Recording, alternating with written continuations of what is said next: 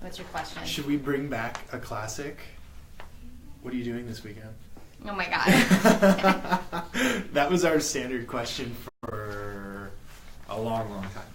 Okay, I'm officially going to put up my Christmas tree. Oh, that's what I was going to ask. Because I am not one of those people that like get super excited like, oh, it's Thanksgiving, and then the next day I set everything up.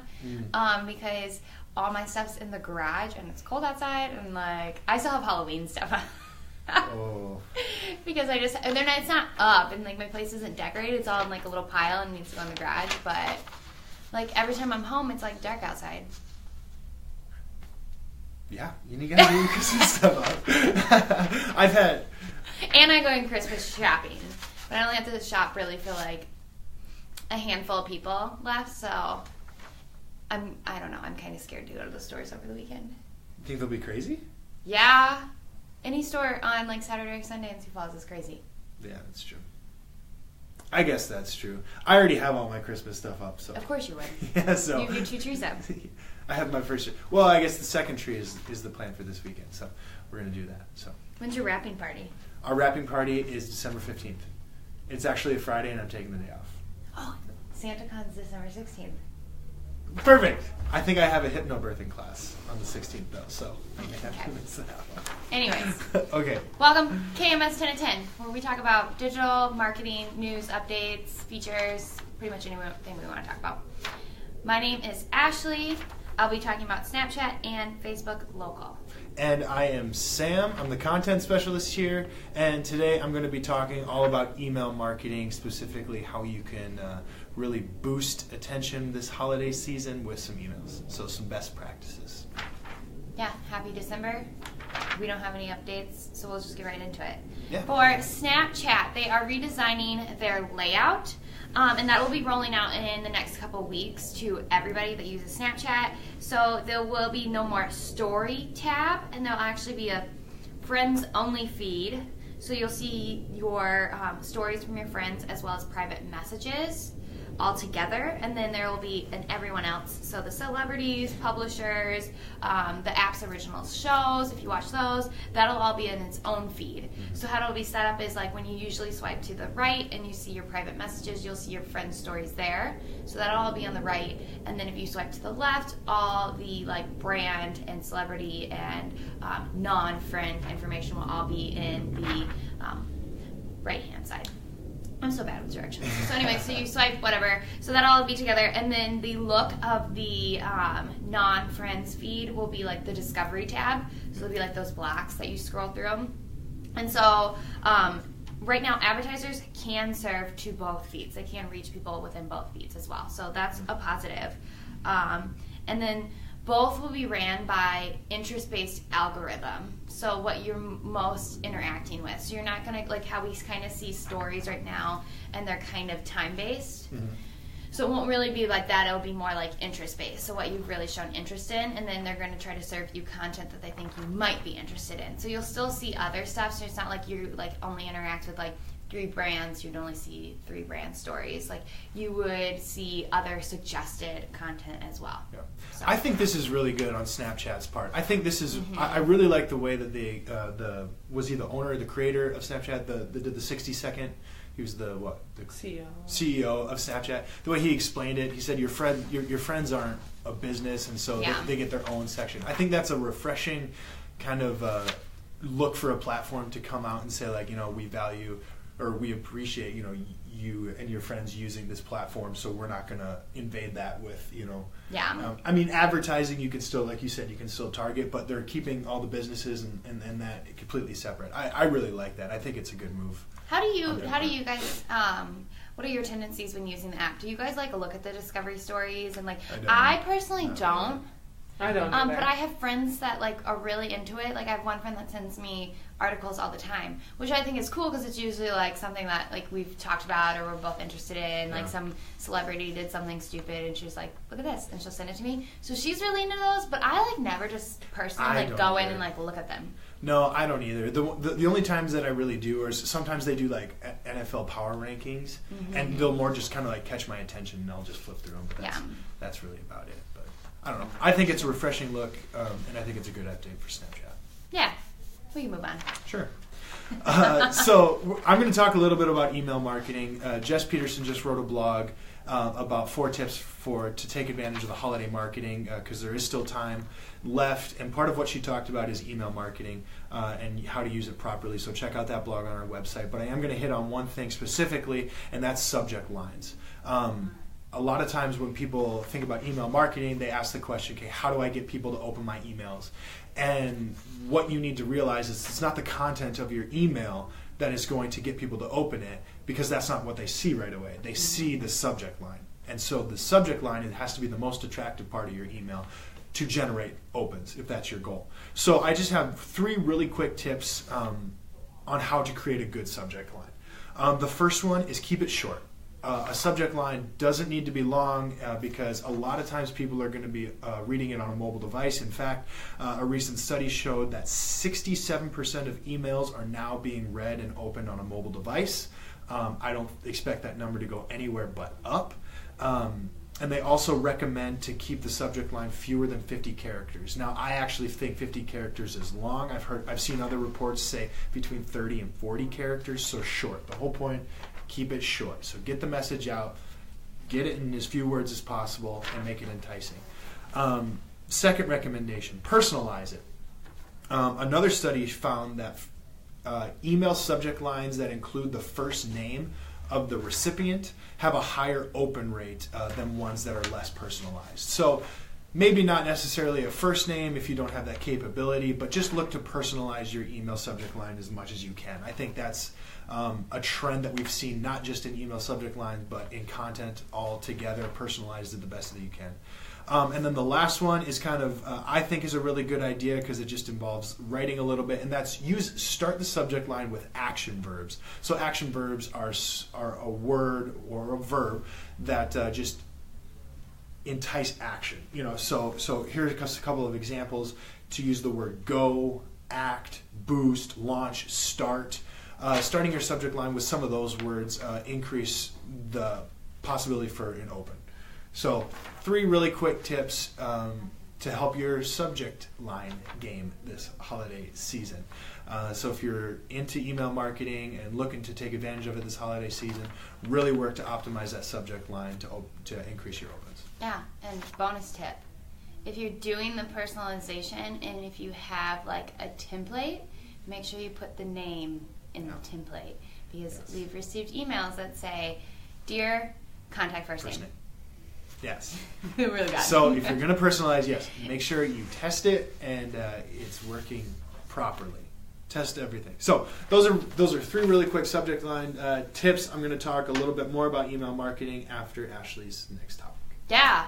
So my next topic is going to be Facebook Local. So this is the event app that was currently called Facebook Events. And they're renaming it because they're adding quite a bit of new features. And it's going to be quite similar to a Yelp.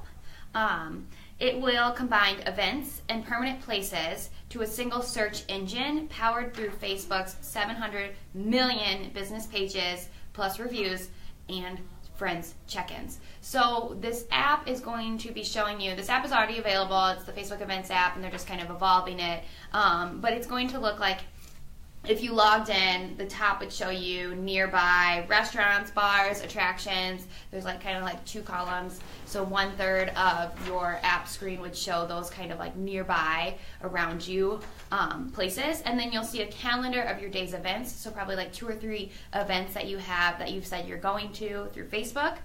And then you'll see underneath a section of trending events that are around you. Based off of like what your friends are doing or what you're interested in, the pages you're interested in through Facebook, kind of show you events that maybe you would be interested in. As well as within the app, you'll find a map that you can that'll lead you to those events. So to help you driving, walking, whatnot. And then there'll also be an overall calendar view. So I said the main page will show you your day's events, like the 2 or 3 next coming up events. You can also see a full calendar overall review, and you can import your phone's calendar as well. So you can get all that in one place within that Facebook's Locals app. Wow. And you can change the location. So it doesn't need to be just like, I'm sitting in Sioux Falls, I'm sitting at the KeyMedia Solutions office. It's going to pull up stuff around me, I can change it and say, well, what if I want to look up things that are going on in Minneapolis, or I want to look up maybe things that are going on in Rapid City, I can change that. And then again, it's going to be competing closely with Yelp, but as well as they're working on a feature to bring in Facebook's nearby friends, so pulling in where your friends are at, so similar to Snap Map.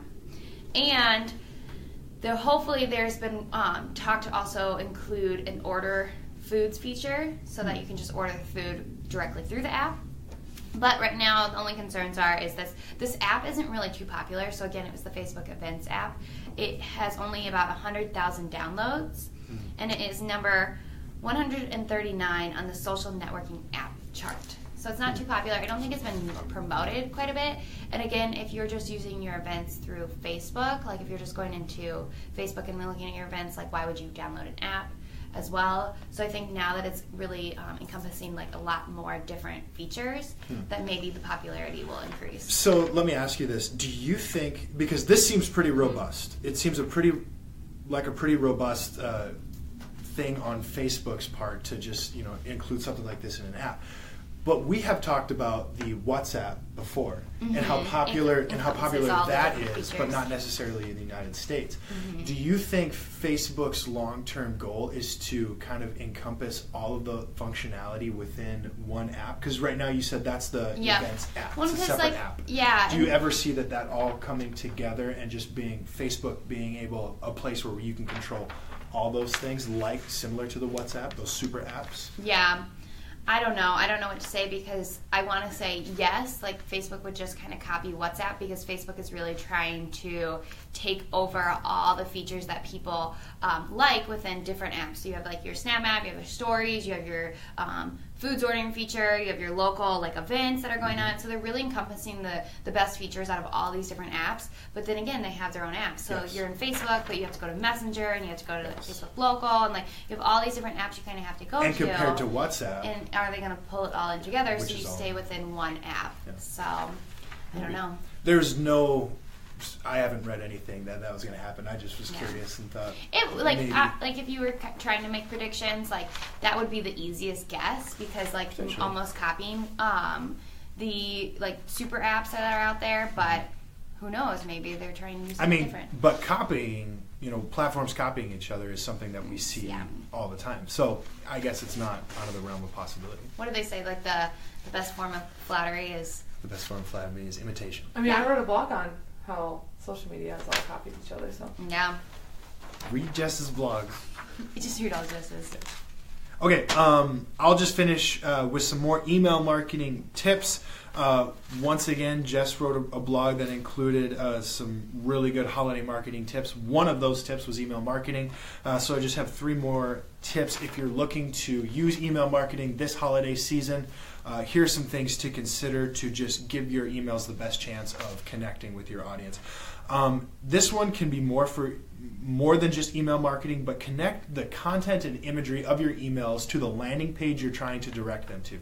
And I think the same thing goes for ads or whatever you're putting out there on social media. If the purpose of it is to direct them to your website, to a specific landing page, you want to make sure that transition from wherever they are, platform, email, to that landing page, there's no disconnect there. So make sure you're using the same wording. If you have image associated with social media or email, make sure that imagery is at least familiar enough so once somebody lands on the landing page, they immediately know, okay, I'm in the right place. Just making sure that there's no disconnect there. So really easy first tip. The second one, email marketing, is use automations. Now, if you're using a platform, a CRM like ActiveCampaign or Infusionsoft or something along those lines, you're going to have a lot of capabilities to do kind of like if-thens type situations. So if someone opens an email, send them another email. If someone doesn't open an email, do this, do that. There's a lot of really interesting things that you can do, especially if you have an e-commerce site. There's some abandoned cart automations that you can take advantage of to increase the likelihood of somebody making a purchase. So if you haven't looked into those, make sure you look into those and quickly, because those are going to take the most time to set up before the holiday season.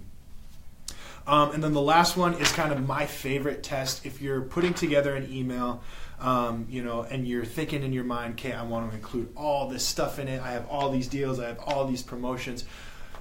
when you're talking about emails, you want the message to be concise, like we were just talking about the subject line. You want it to be, one message, clear message. What I like to do is called the 5-second test. Design your email however you want it to look, hand it to somebody or send it to somebody, and have them look at it for 5 seconds and then shut it off. Or, go to the exit out of the screen or something like that. But for 5 seconds. And if that person can't tell you what the email is about or what you're trying to say in that email in the first 5 seconds, the message is too confusing.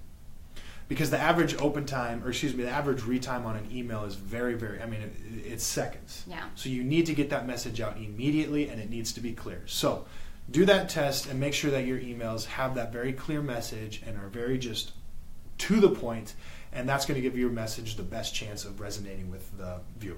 Yeah. So really easy 3 tips to really knock email marketing out of the park for this holiday season. So if you have more suggestions, if you have more questions about email marketing, please reach out to us anytime.